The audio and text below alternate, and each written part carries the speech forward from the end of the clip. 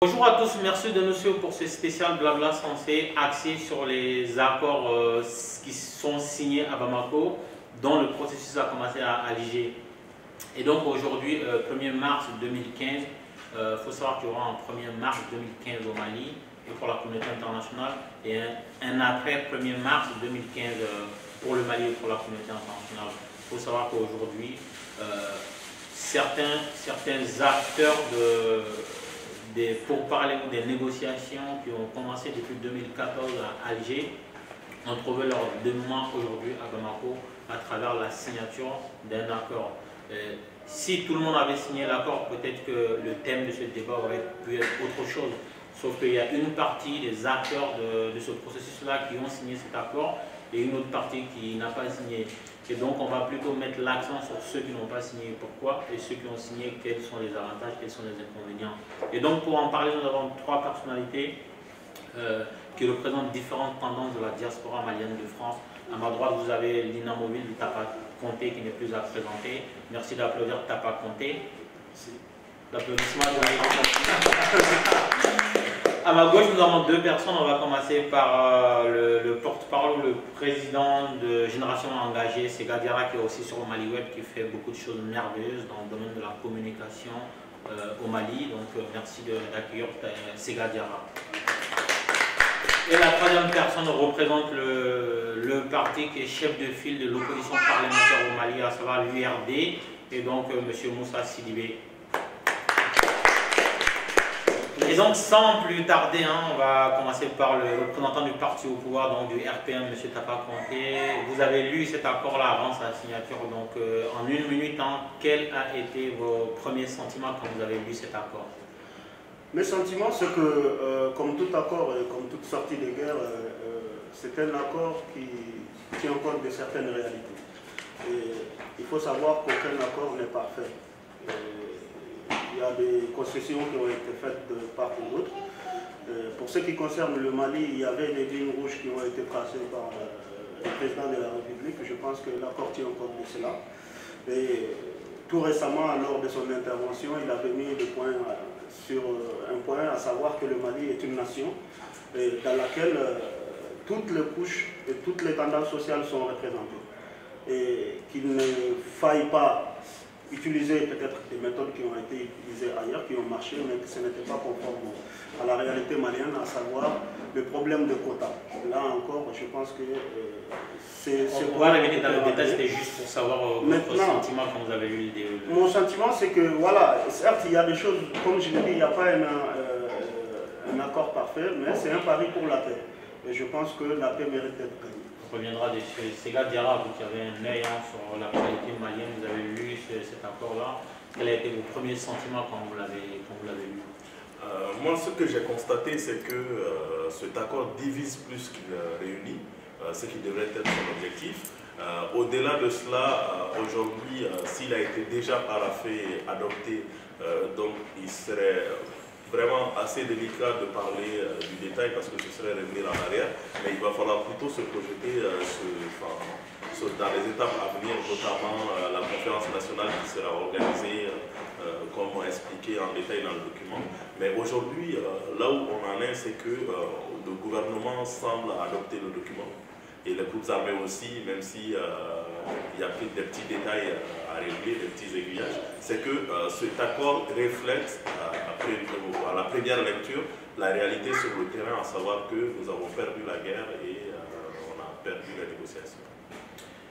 Moussa Sidibé, vous qui êtes membre de l'URD, parti de l'opposition parlementaire malienne, je suppose que vous avez un son de cloche différent de celui de Tapa qui est censé représenter le pouvoir en place. Quel a été vos premiers sentiments quand vous avez lu ce document-là qui est censé retranscrire l'accord qui a été signé aujourd'hui à Bamako? Je précise d'abord que ce n'est pas toujours que j'ai un son de cloche différent du parti majoritaire, que si un accord est acceptable, qu'il faut toujours le critiquer. Non, ce n'est pas ça le sujet. Le sujet, c'est que en fait, on avait attiré l'attention sur pas mal de dysfonctionnements qui pourraient être les conséquences du projet d'accord qui avait été soumis à l'opinion à l'époque, et que nous pensons que c'est vrai, l'accord reflète un peu les positions sur le terrain, mais que nous avons cédé quelque part dans le cadre de ces négociations. Certes, les lignes rouges ont été respectées, mais il y a pas mal de choses dans l'accord qui insinuent un peu toutes les convictions de certains groupes armés, à savoir certaines mainmises sur l'administration sur place, ce qui fait que l'État pourrait être un peu absent encore dans ce domaine. Et c'est ce caractère unitaire de l'État que nous avons toujours prôné est mis en mal dans cet accord. On reviendra peut-être là-dessus en détail. Comme l'a dit Tapa, ouais, il n'y a pas d'accord parfait, surtout quand on est dans la situation comme celle du Mali actuellement, de l'État malien. Mais il aurait fallu quand même que l'opinion soit beaucoup consultée avant pour que cette opinion puisse être vraiment un soutien des pouvoirs publics. À l'époque, on avait complètement tiré sur la sonnette pour dire qu'avant d'aller à des négociations, avant de paraffer quoi que ce soit, il aurait fallu quand même que l'opinion soit consultée au maximum. Et cette opinion ne se résume pas seulement à des partis d'opposition, à la société civile, mais une vraie concertation à la base des Maliens pour que les gens puissent donner leurs sentiments. C'est vrai que... On reviendra sur les gens du parti au pouvoir, ils vont se plaindre, ils vont parler de monopoliser le pouvoir. Il y a plusieurs choses qui sautent à l'œil quand on lit il y a une trentaine de pages, hein, donc il faut vraiment avoir le courage, mais bon, on aime le Mali, c'est pour ça que le son-là, nous l'avons lu. Le mot Azawad trouve toute sa place, on a trouvé un fondement culturel et un fondement sociologique au mot Azawad, donc il a été accepté, ça c'est une première chose.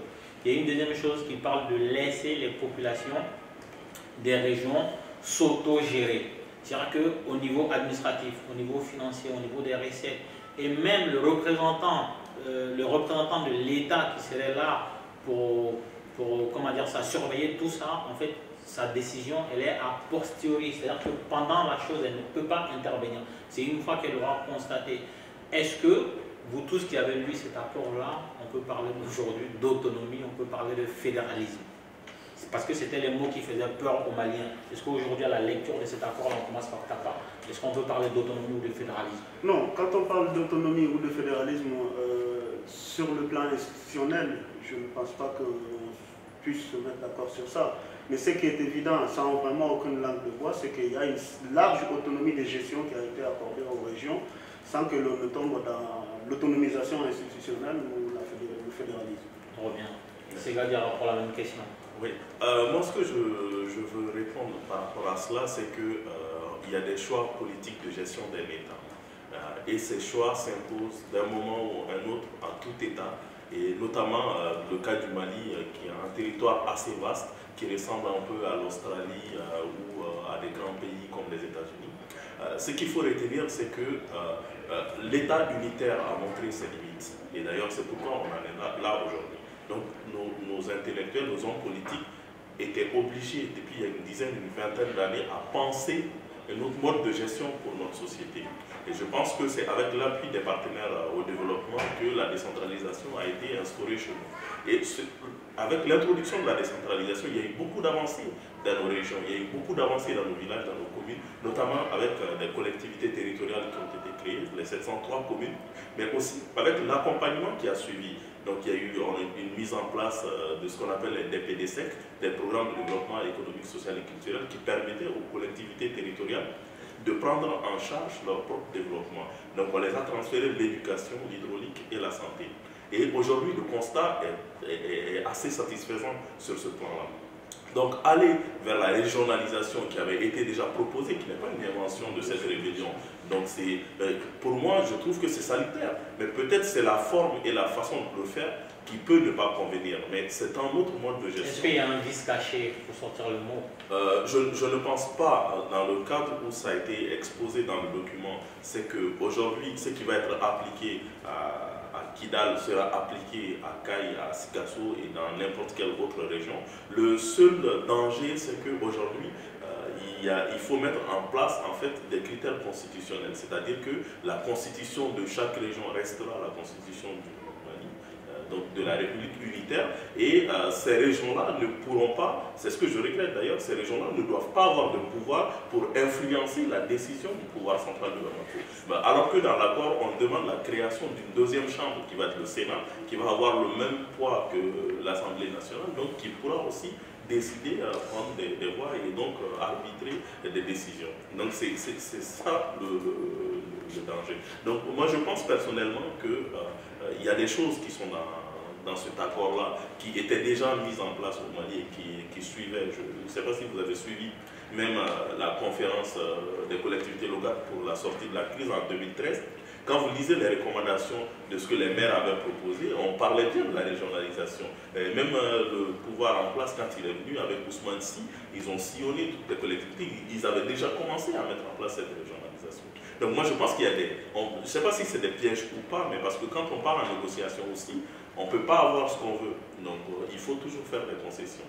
Mais c'est à nos autorités, c'est pourquoi dès tout à l'heure je disais que si on pouvait aussi effleurer un peu l'étape suivante en fait, parce que si l'accord est déjà adopté, donc ça va être difficile que l'opinion puisse faire marche arrière là-dessus. Mais par contre, on a encore des leviers en fait pour faire en sorte que la suite nous soit favorable. Tout n'est pas perdu en fait. Moussa Sidibé, on sait que lors de ces négociations, donc, il y a eu un accord et dans ces accords, il y a des décisions qui seront appliquées à toutes les régions. Sauf qu'on a pris des gens qui se disent représentants des régions du Nord pour prendre des décisions qui seront appliquées à toutes les régions du Nord. Est-ce que ça ne pose pas un problème de l'application ou l'applicabilité, si j'ose m'exprimer ainsi, de ces mesures-là? Effectivement, je pense que c'est l'un des points qui avait été soulevé à l'époque par l'opposition, c'est que s'il y a des négociations et qu'il y a une avancée dans la décentralisation, ça devrait concerner la globalité du territoire malien et que les spécificités allaient ressortir dans le cadre d'une politique sectorielle sur place, pas forcément dans le cadre d'un accord cadre qui régirait, je pense, l'ensemble du territoire malien, qui ne concernerait pas seulement les régions du Nord, parce que nous ne voyons pas la face. Beaucoup de réalités sont partagées par les régions du Nord et certaines des régions qui sont dans le Sud, qui sont soi-disant dans le Sud. C'est pour cela que cette proposition de l'opposition à faire une vision globale et non une spécificité seulement des régions du Nord avait été mise en avant dans le cadre de nos critiques et dans le cadre de propositions qui avaient été faites à l'époque par l'opposition.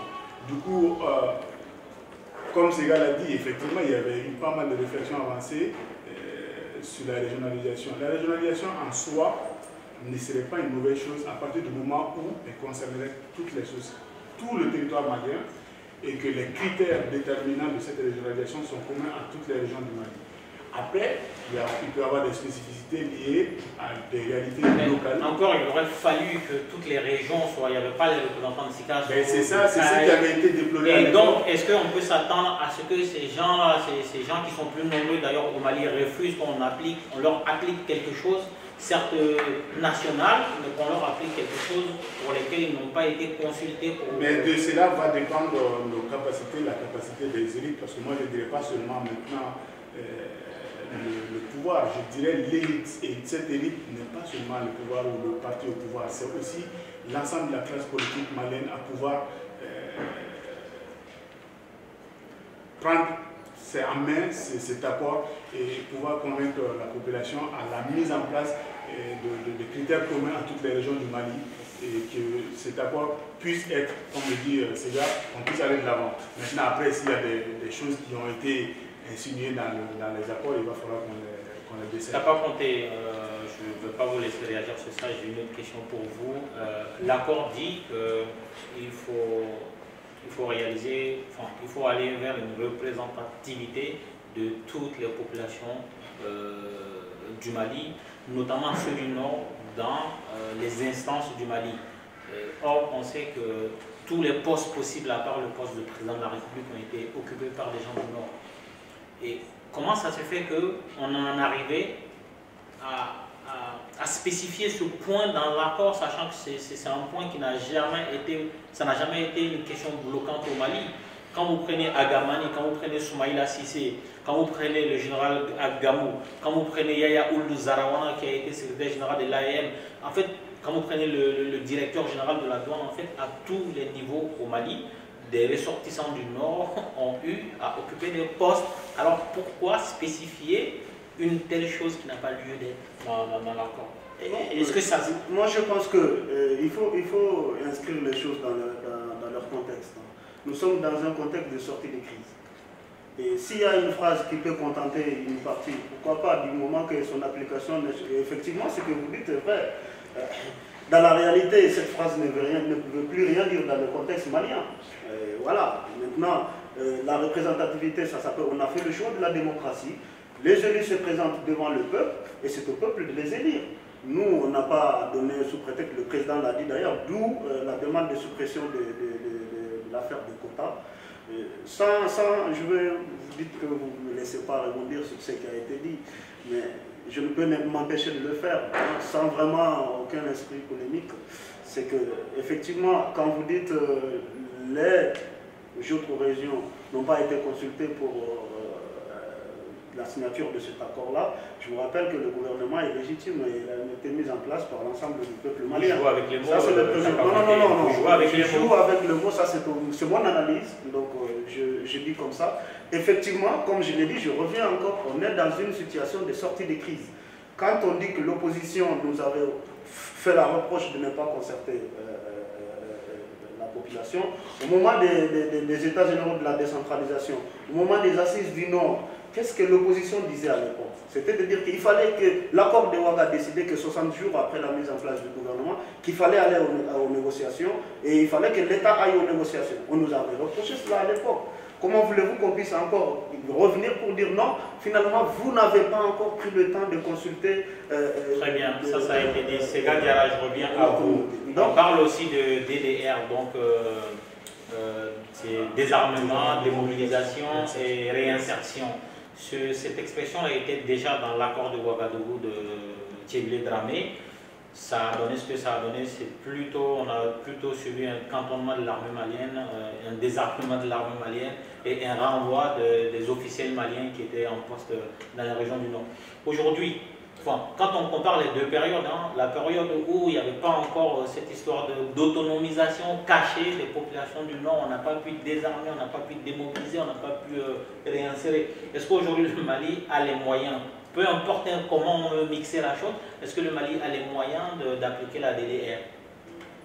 Effectivement, dans tous les précédents accords d'ailleurs, il a toujours été question de DDR et notamment dans le dernier accord, on en a parlé et ça n'a pas été le cas. La question à se poser, c'est de savoir pourquoi les groupes armés n'ont pas été démobilisés. Et moi je pense que sur ce point-là, c'était les partenaires du Mali qui avaient un rôle assez essentiel à jouer. Ce n'était pas à l'armée malienne de démobiliser, mais c'était aux forces présentes, notamment la force française et l'ONU, de démobiliser, de désarmer. Des sites de cantonnement avaient été identifiés. Il y avait un groupe de travail qui a été mis en place et qui avait travaillé à l'époque sur le sujet. Mais tous les partenaires, je reviens là-dessus encore, n'ont pas joué pleinement leur rôle. Et ce qui nous a amené au chaos dans lequel on s'est retrouvé. Et cette fois-ci, je pense que cet accord-là concerne les Maliens, mais aussi les partenaires qui étaient engagés, parce qu'ils ont participé à toutes les étapes de négociation et à la signature de cet accord-là. Donc je pense que si on avance dans ce dossier-là, il y aura un engagement de ces partenaires-là serait quand même assez souhaitable pour en arriver là.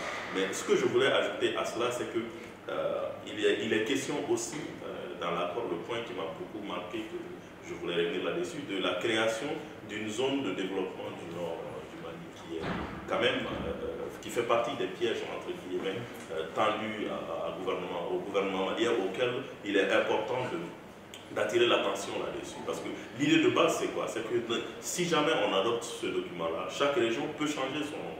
Donc, c'est-à-dire que Kidal peut s'appeler demain Azawad au lieu de Kidal. Donc, ça, ce serait un acquis. Au-delà de cela, les régions peuvent décider de se mettre ensemble pour se développer, pour faire des choses ensemble. Donc ça veut dire que Kidal, Tombouctou et Gao peuvent se mettre ensemble pour former un bloc, avoir un seul représentant, donc pour former l'Azawad. Et Sauf que l'accord dit aussi que la régionalisation doit commencer par ces régions-là. C'est-à-dire que si jamais on traîne les pas et qu'on laisse le Nord se mettre ensemble, ben, on aura deux blocs en face. Ça, c'est dès le début, c'est l'objectif recherché par les groupes séparatistes. Avoir un bloc Azawad et un bloc qui va s'appeler, je ne sais pas comment. Voilà. Donc l'idée, c'est ça. Donc aujourd'hui, il y a une conférence nationale qui est prévue dans l'accord et dont le nombre de représentants sera proportionnel, mais ici il y aura 10 personnes des groupes armés, il y aura 10 personnes du gouvernement malien, donc qui décidera de la suite des choses. Donc moi je pense que le gouvernement doit mettre du sérieux en fait dans la désignation des membres de cette commission-là et surtout doit peser de tous ses poids pour pouvoir amender et vraiment faire bouger les lignes, mais vraiment dans le sens de l'unité nationale. Donc sinon, en ce qui concerne la démobilisation, elle sera faite de toute façon parce que les domaines régaliens reviennent à l'État malien. Donc il n'y aura pas de militaires, je ne sais pas, MNLA ou ACEIA. Ce n'est pas sûr de Segadiara. Non, dans le document c'est écrit explicitement. Sauf que le document de Ouaga disait certaines choses qui n'ont jamais eu lieu. En fait, le document de Ouaga, excusez-moi de venir en arrière, les accords de Ouaga ont juste servi à précipiter les élections au Mali. C'est la seule chose à ma connaissance. Aujourd'hui, l'objectif. Voilà. Et aujourd'hui, ces accords-là disent certaines choses qui nous rappellent des accords passés, même les accords d'Alger sous Alpha ou des choses comme ça, ou même avant. En fait, on ne donne pas les moyens. Quand on lit cet accord-là, on se rend compte, sans faire de cinéma, que le Mali n'avait pas la main. Il y a certaines choses qui ont été rédigées, on leur a dit de paraffer. Donc, on ne va pas donner les moyens au Mali, à l'État central du Mali, de désarmer qui que ce soit. Ce n'est pas prévu. Exactement, mais ce qui va se passer, c'est qu'aujourd'hui, parce qu'il faut aussi l'instauration de la confiance dans un processus de démobilisation. Vous vous êtes battus, vous vous êtes entretués entre vous.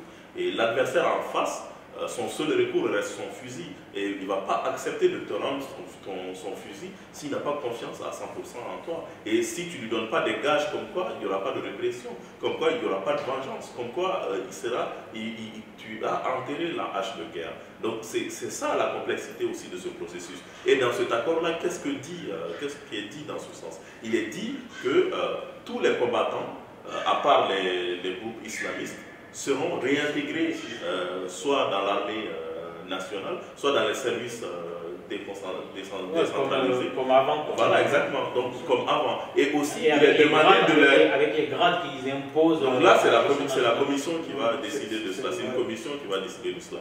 Maintenant, c'est difficile de voir s'ils étaient colonels ou je ne sais pas qu'il avait tel grade. Ce qui était dans l'armée nationale, bien sûr. Ce qui était déjà aussi. Dans l'armée. Mais ce qui va se passer aussi, c'est que dans l'accord, il est dit qu'il faut déployer ces personnes-là dans les régions du nord du Mali, en majorité. Bon, ceci a son avantage et son inconvénient, c'est que non seulement il faut les déployer, mais aussi il faut leur donner des postes de responsabilité. Bon, pas tout le monde, mais ceux qui en ont les compétences, donc ils feront partie intégrante de l'armée malienne. Vous allez me dire qu'on a l'expérience de cela, mais au-delà de ça, ils ont été aussi formés par l'armée malienne pour la plupart, pour combattre dans le désert. Bon, ils maîtrisent assez bien le terrain pour combattre les islamistes qui ne sont pas loin, qui sont toujours dans la zone, qui ne sont pas loin. Aujourd'hui, moi, je comprends que la stratégie de base, c'est vraiment de faire un bloc pour lutter contre les islamistes. Et dans ce bloc-là, chacun défend ses intérêts. Donc, ces personnes-là qui vont réintégrer l'armée malienne vont tout faire pour se retrouver dans les zones qu'ils maîtrisent. Donc, sauf qu'aujourd'hui, il faut quand même que nous soyons assez intelligents pour qu'il y ait une confiance totale entre ces nouveaux arrivants et les autres militaires. On verra ce que ça va donner. Il nous reste moins de 5 minutes, donc on va conclure. Moussa Sidibé, est-ce que vous avez un espoir au-delà de cet accord-là? Parce que notre but à nous tous ici, c'est d'aller vers une paix définitive. Est-ce que cet accord-là vous donne des gages d'espérance? Très rapidement, ça me donne des gages d'expérience à partir du moment où je pense que le pouvoir ne va pas en faire une question de majorité ou d'opposition. Pour moi, c'est une question de Mali aujourd'hui.